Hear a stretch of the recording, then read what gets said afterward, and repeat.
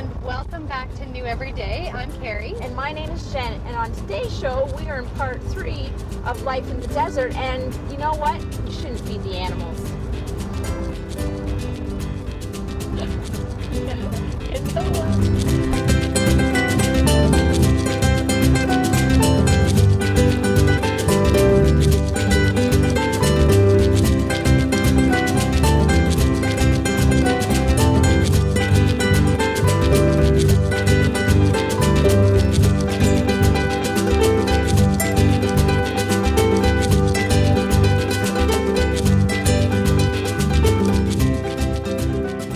Welcome back. We are doing another episode of New Every Day on the road.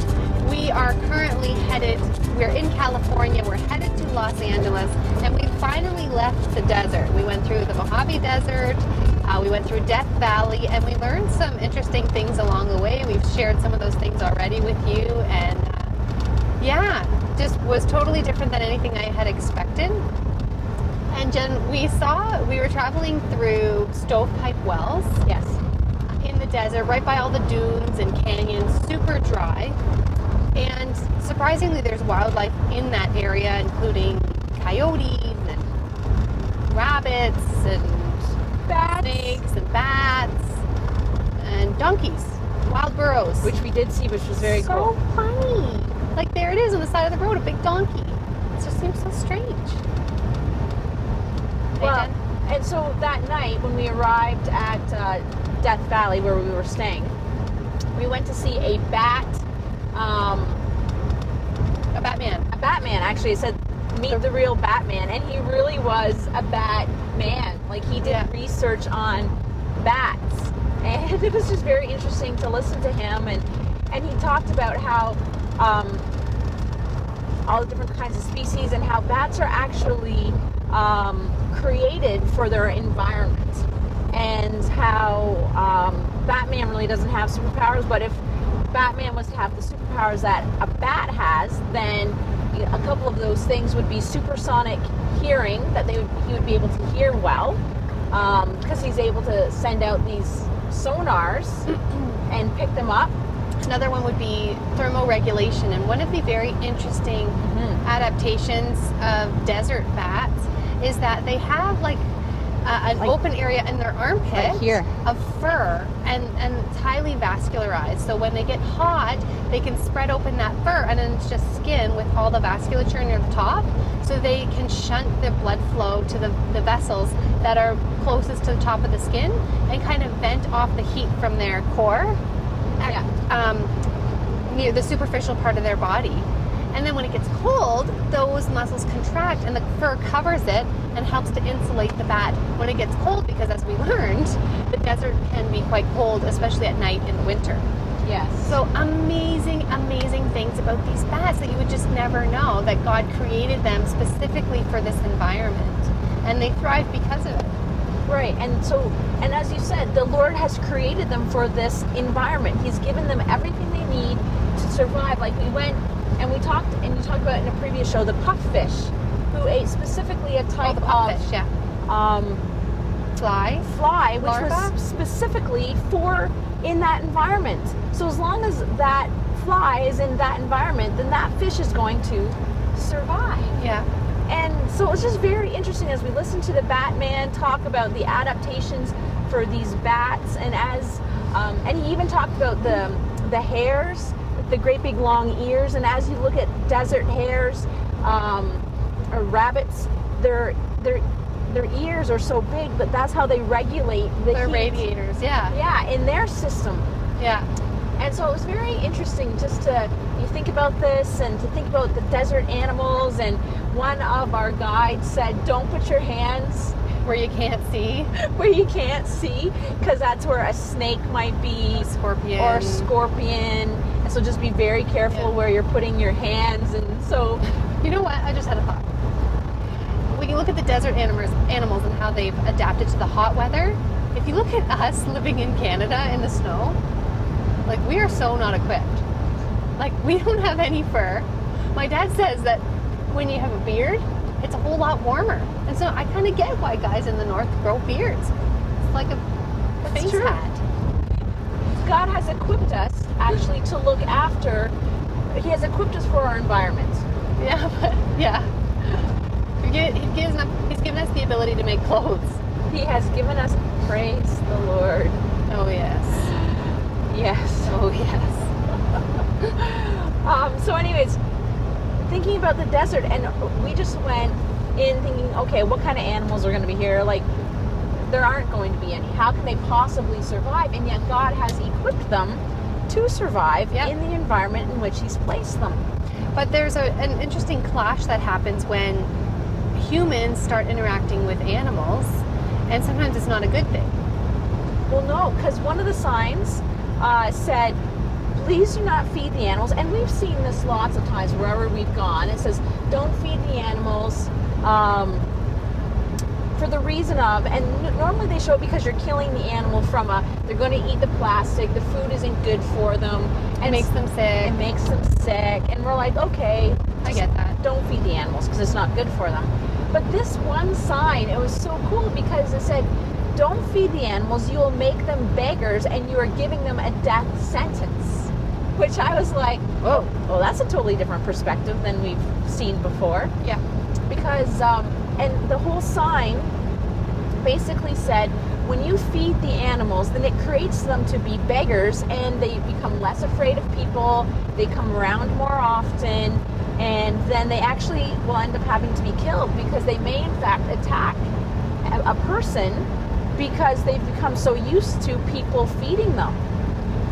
I found that a very interesting take on it, that we think that we're helping the animals by feeding them, or maybe we just think it's cool for that cool picture. It's like, oh, well, I do like to feed chipmunks when they come to your hand, or birds. It's amazing. It's a wonderful feeling. right. But you're actually causing a lot of harm to them. And so, we were trying to find correlations between the things we saw in the desert and in our own lives and in our own spiritual lives. And Jen made an interesting point that sometimes when we're living in community with other people, and you want to help someone and you are giving them a handout, you can actually create over-dependence. So what were your thoughts on that, Jen? I forget exactly what you Well, said. because I really started thinking about it, because we think that we're helping. I'm just trying to remember that passage that I read to you before, Carrie, from 1 Thessalonians. Yeah, it's on my phone there. I know, but I can't remember your password, and I certainly don't want to announce it on TV. But basically, okay, hold on a second. She's going to mouth me what it is, so I'm covering up the screen. Okay, we're back. She said I changed my password. Oh, whatever. I don't know whether to put these on or off. It's so bright. California is a beautiful state. Okay, so what I said to Carrie a few days ago about Whoa, I'm speeding. Well, because it came up, I read the Bible every day, and I send her a verse to think about that I have read, and I remember reading this verse about the importance of actually looking after ourselves, and It kind of came across as being self-sufficient. right, and now I can't find it again, but that's okay. Basically said, work with your hands, so that don't be idle, so that you can live a productive life and not be dependent on other people, not be overly dependent on other people. Right. And from my perspective, I was thinking, yes, because so often people come to, everybody has needs, and we are called into community. I have no problem with that. In fact, I struggle with that a lot of times. The fact that God has called us into community, and we are to figure out how to get along and actually how to interrelate. Yeah, because yesterday we were talking about people living in the desert, like the desert fathers from back in the day, and how they would just live alone and spend time with God. I said, Jen, would you like that? Yes, I would. She would. I think I would not survive. I just couldn't be by myself all the time. And I was thinking, oh, bring it on. I want to raise chickens and pigs and not make my own carrots, but plant my own carrots and, sometimes I just think I was born in the wrong She's a century. pioneer at heart. Sometimes really. I think I am. So, anyhow, and so it got me thinking as far as, well, what is our, here it is, 1 Thessalonians 4:11-12. Make it your goal to live a quiet life, minding your own business and working with your hands, just as we instructed you before. Then people who are not believers will respect the way you live, and you will not need to depend on others. And being in a church setting, we are often confronted with people who are in need. We have a care program, a benevolence program, and where we help people. And I believe that we are called to help people. But that sign with it had a picture of a wolf on it, and it said, do not feed the animals because you are giving them a death sentence, really challenged me, because I thought, well, how do we help people who are struggling? What is the balance? Between what? Between enabling people To not work for themselves? to not work for themselves. Like, you are not helping them if you are continuing to hand out to them, right? Yeah. It's like handout after handout after handout after handout, but you're not actually helping them to take responsibility. So what, like, how then do you discern? When do you say, no, go get a job? Like, that feels so weird. But why does it feel weird? Well, okay. Like, if somebody's just sitting around on Ontario Works at home and not working, like willfully choosing not to work even though they are able to work, or in some cases it's they I want to say work the system. Oh yes, I've met these people. I see them all the time. So I guess know. that's what I struggle with, and especially when Paul says work with your hands. Like, you don't sit at home and expect the government to look after you. But this is written for the church. Right, okay. So what about that's a believers? difference. So then as believers, is that a different perspective then? It is a different perspective. Okay. Because we're called to care for the other. And I feel like the love of Christ is so transformative that as you are loving and caring for these people, then they see the love of Christ. They have the opportunity to be saved, to hear the gospel. Your love and kindness in helping them, I feel like opens their ears to receive the gospel. And then pray for them that God transforms their heart and motivates them to be working and contributing. But I feel like it's completely different, the way that we can view the church versus people outside of the church. Okay, I agree. And also,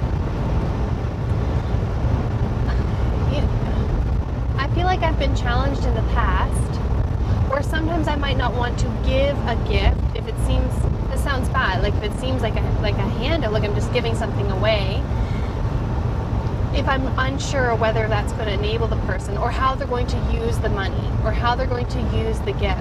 Right. But then I felt convicted that it's really not my job to wonder that. If God is asking me to give, He loves a cheerful giver, and I'm going to give and trust that He's going to do what He wants with it. Right, and I totally agree. I totally agree. If God has called you to give the money, or to give the time, or to give the gift, I have no problem with that whatsoever. I think when we choose, if someone in the church needs to get a job because they are well, I don't need to go and get the job because the church will look after me. Like, Paul is very clear about widows, young widows, that he actually counsels them to get married again. Yeah, that's true. And so there is Like, don't be a busybody. Don't be a busybody. Like, That's true, Jen.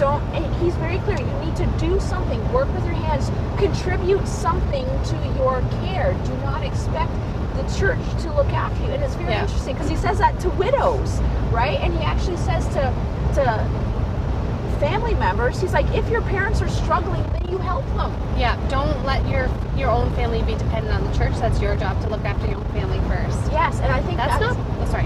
No, go ahead. That's not really common in North America. No. We want to, if our family has need, often ditch them to the system.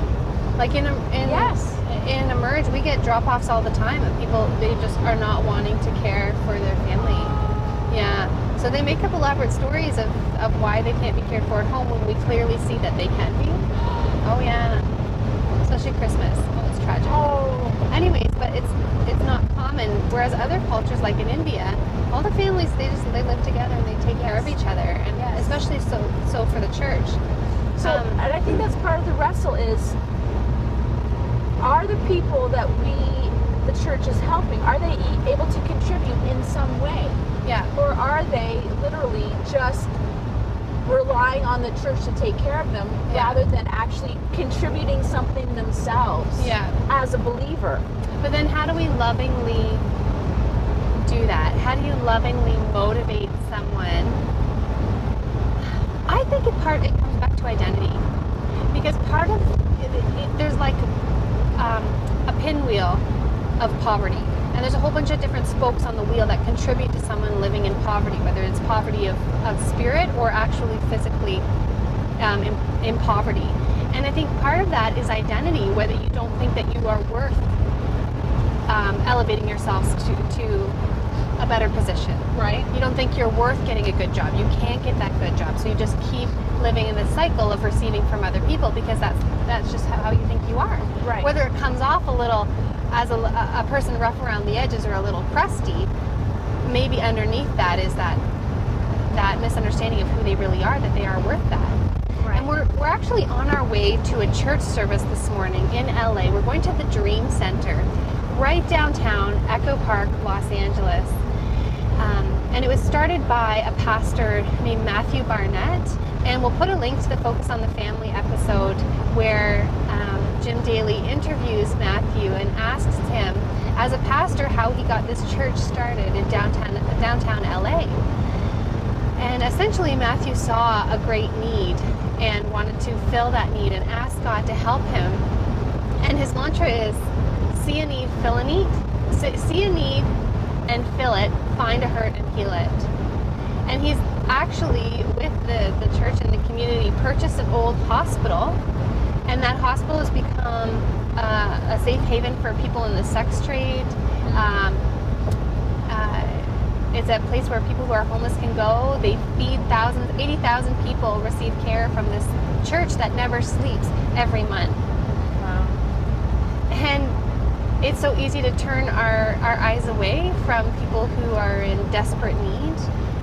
So I think maybe after we go to this church service, we may have a different perspective on this conversation. I agree that we do need to work and contribute, and there's satisfaction in that, and joy in that when you become part of a family. Another aspect of the Dream Center is that when people come in, if they've been, if they're coming from abuse, or if they're coming from poverty, or if they're coming from substance abuse, and then they come out of that, they're invited to turn their pain into service. So you actually serve from your past. You take the hurt and everything that's going from your past, and you actually use that. You're serving other people. And it's called work therapy there. And it becomes therapy when you're able to contribute to a community like that. It feels so good. Right. And it is important to, oh, that's just it, right? They're contributing, they're making a contribution. So it really is, and I think you touched on this a little bit before, Carrie. We are called to love others. Like Jesus said, I was hungry and you fed me. I was thirsty and you gave me something to drink. Yeah. You know, I was in prison and you came. I have no problem with any of that whatsoever. But I guess my perspective is, if you are able to take care of yourself, and you willfully choose not to, right? Yeah. And so you are expecting someone else to take care of you. It'd be like sitting at home all the time and saying, oh, Carrie will make supper. Okay, Carrie will clean the house. Yeah. Okay, Carrie will shovel the walk. Okay, Carrie's going to put gas in my car. Yeah. Okay, Carrie's going to get the groceries. Carrie's going to make sure the bills are paid. Like, if I didn't say something to you as a friend, it would probably be unwise and uncaring, because I know that eventually it's not going to be harmful. It's going to be harmful for you. Because what if something happened to me? Because I would move out. I would move out. Mostly because Jen's a good cook. Yeah. So I guess it's that's harmful for you. The wrestle, right? And I think what you said, because in the long run, it isn't good for me. Because what happens when you get married and move away, or I get married and move away? My husband would not be very happy with me. All of a sudden, he has to do absolutely everything. Yeah. And so I think what you said is we have to really pray and ask the Lord for discernment to know what is a mindset. What is a mindset that they have? Do they feel that they have nothing to contribute? Is it a way that they've just grown up, that they've always had, someone look after them, so they've never really thought about looking after their own needs. It really is. It says like don't feed the animals because you're giving them a death sentence. How do we as believers actually build up one another so that we are full in the body of Christ? Yeah, a contributing member. Yes. And yet there have been times where I've been the recipient of people giving me things and it could have been something that I really could have done by myself. I really could have worked hard and figured it out. I really could have, hemmed my own pants, or I really could have whatever, called a cab and gotten home instead of asking someone for a ride, when my car was stuck, because I had the money to pay for it. Instead, my friend came and picked me up, and it was just that loving act that just built. But you weren't relying on them. You weren't saying, I'm going to call so-and-so because they have to come and pick me up. Somebody in the church has to come and pick me up. Oh, I called. I put it on Facebook. But you know what I mean? need a ride home. But it was when I could have paid for it. Right. But it wasn't, I guess my perspective is, it's not an all the time thing. It's not an all the time thing. It wasn't a they should be doing this. It wasn't an entitlement thing. Yeah. Right? And I think that's what it comes down to for me is I'm entitled to receive this care. I guess that's what I struggle with is the attitude behind it. And I'm certainly, if someone, you certainly don't do that all the time. So it's the mindset behind it, right? And yet there's people, I think, maybe they do consistently need financial help, but maybe they're able to give in other ways. Like they're able to give their time in the church. They're able to volunteer in other ways. So I think it can look different for different people. Right. And I'm not saying it doesn't look differently. I'm just saying, how do we make sure that we are doing as much as it depends on us? Like John Wesley said, you work all you can, so you save all you can, so you can give all you can. Yeah. So that had nothing to do actually with himself. It had everything to do with being others focused, so he could contribute. So we work so we can contribute to the work of God, not so that we can receive. Yeah. So, and then I feel like, when God has helped us to save more and, work more, save more, all those kinds of things, then we can lovingly help people get to that place where they can see that, yes, I know you can give too. See, trust God and you can give, and it's exciting, and it's loving, and it's a wonderful thing to be part of the body. So I think it's a loving thing to be able to help other people to realize that and to see their gifts and what they can actually give. I think it's shaped by our identity and our perspective. Yeah, and I'm not disagreeing. I think it's the love but it's also the word that sometimes has to come to someone and say, you know what? You need to contribute. Because sometimes it is that word, and we are running out of time, but it was people who actually spoke words of correction into my life that caused me to grow. To say, Jennifer, look what you're doing. Is this helpful? And it was that turned me. Really? Yes. So that's why I'm like, and I think correction is a form of love. God disciplines us because he loves us. So that's the part that I'm struggling with. Yeah. Is I understand love. I understand it. But where does the correction come in? Because we love. I guess it's called tough love for a reason. So you can tell that we're still wrestling this out, and it's time to go. So we want you to wrestle it out. We want you to think, okay, how do I wrap this all together? How do I think about helping others? How do I, love others well? Am I contributing as I should be contributing? Am I relying on the church as I should rely on the church? I guess this whole wonderful package of being together. Keep left onto I-5 South, then keep left. Time to go. So may the Lord bless you today. May you have the mind of Christ. May you learn how to love each other well and to grow together as the body of Christ. Is it here? No, you're supposed to keep left. Okay, I did. Yes. Anyways, we gotta go because we gotta figure this out. I think you're great. Thanks See you for later. tuning in. Bye. Onto I-5 South, Keep then left. keep left. Keep left. Keep left. Keep left. Not Sacramento. Not go to Sacramento. We want to go to LA, I say.